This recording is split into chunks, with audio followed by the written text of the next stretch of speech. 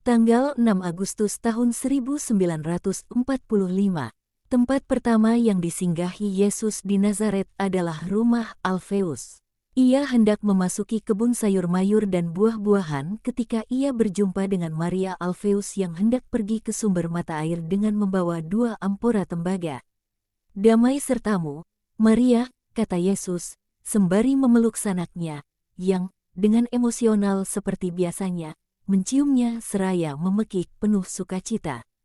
"Ini tentu akan menjadi hari damai penuh sukacita, Yesusku, sebab Engkau telah datang. Oh, putra-putraku tersayang, betapa bahagia ibumu ini melihatmu," dan dia mencium kedua bocah besarnya yang ada di belakang Yesus. "Kamu akan tinggal bersamaku hari ini, bukan begitu? Aku baru saja menyalakan oven untuk membuat roti. Dan aku tadinya hendak pergi ke sumber mata air, sebab aku tidak ingin menyela pemanggangan roti." "Ibu, kami yang akan pergi," kata kedua putranya seraya memungut ampora. "Betapa baiknya mereka, bukan begitu, Yesus?" "Ya, mereka sangat baik," Yesus mengiyakan. "Juga kepadamu, betul tidak? Sebab jika mereka mengasihi engkau kurang dari mereka mengasihi aku, maka kasihku akan berkurang kepada mereka. Jangan khawatir, Maria, mereka tiada lain selain dari sukacita bagiku. Apakah engkau sendirian?" Waktu itu Maria pergi dengan begitu tiba-tiba. "Jika tidak, tentunya aku akan ikut." Ia bersama seorang perempuan, seorang murid, ya, saudari Marta. "Oh, terpujilah Allah, aku telah begitu banyak berdoa untuk itu. Di manakah dia?" "Itu dia, datang bersama bundaku."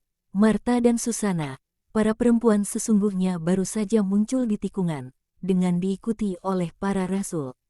Maria Alfeus berlari menyongsong mereka dan berseru, "Betapa bahagianya aku mendapatkanmu sebagai saudariku.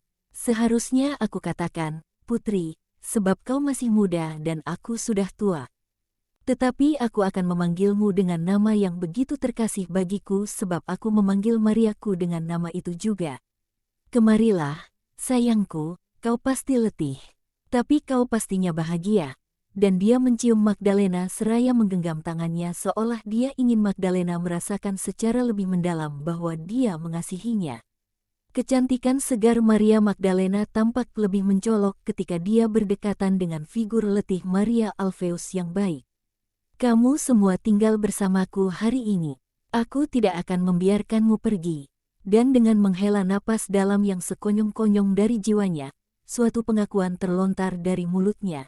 "Aku selalu sangat kesepian.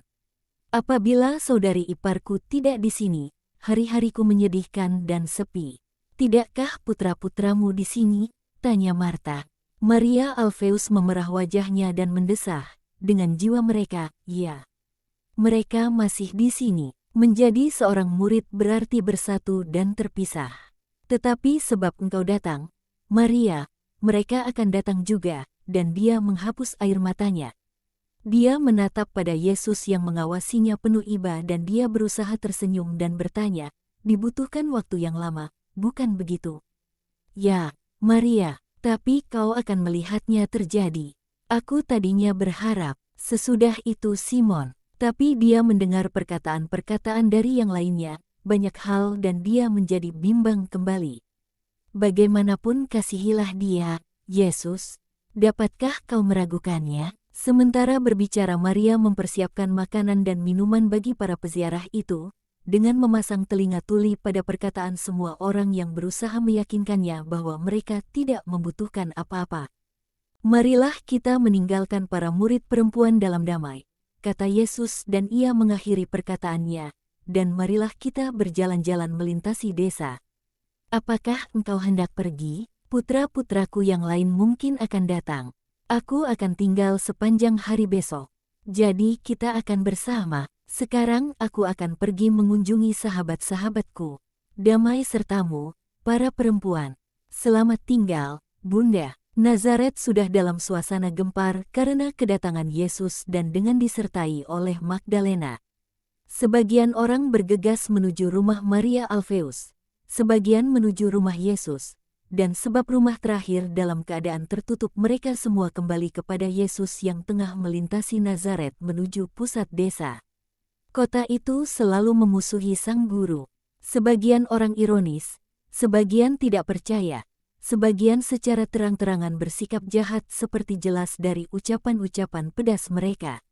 Mereka semua mengikuti Putra Agung Nazaret karena rasa ingin tahu, tanpa kasih, dan mereka tidak memahaminya. Bahkan dalam pertanyaan-pertanyaan yang mereka ajukan kepadanya tidak ada kasih, melainkan ketidakpercayaan dan ejekan. Tetapi ia berpura-pura tidak memperhatikan dan menjawab dengan sabar serta lemah lembut kepada mereka yang berbicara kepadanya.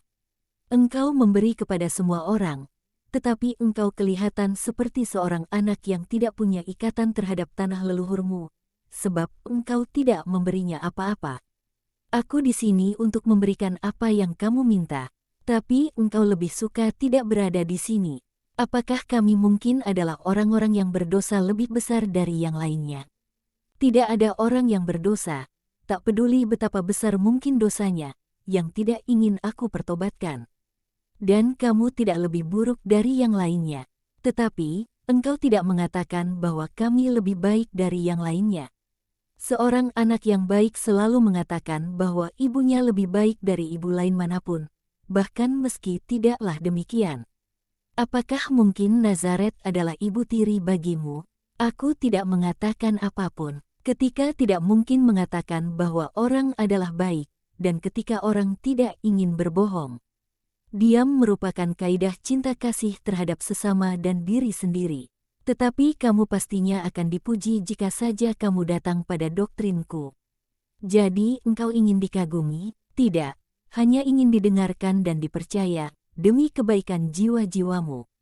Jadi, bicaralah, kami akan mendengarkanmu. Katakan padaku tentang apa kamu ingin aku berbicara. Seorang laki-laki paruh baya berkata, dengarkan. Aku ingin engkau ikut bersamaku dan menjelaskan sesuatu kepadaku.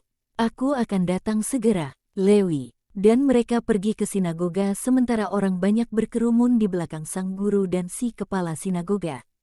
Sinagoga segera penuh sesak. Kepala sinagoga mengambil sebuah gulungan dan membaca. Salomo membawa putri Fir'aun dari benteng Daud ke rumah yang sudah dibangunnya untuk perempuan itu. Sebab katanya, istriku tidak boleh tinggal di istana Daud Raja Israel. Sebab tempat itu sudah disucikan ketika tabut Tuhan memasukinya. Sekarang aku ingin tahu pendapatmu mengenai hal itu. Apakah menurutmu ukuran itu benar atau tidak, dan mengapa? Tak diragukan lagi benar, sebab hormat atas rumah Daud, yang telah disucikan ketika tabut Tuhan dibawa masuk ke dalamnya, menuntut hal itu.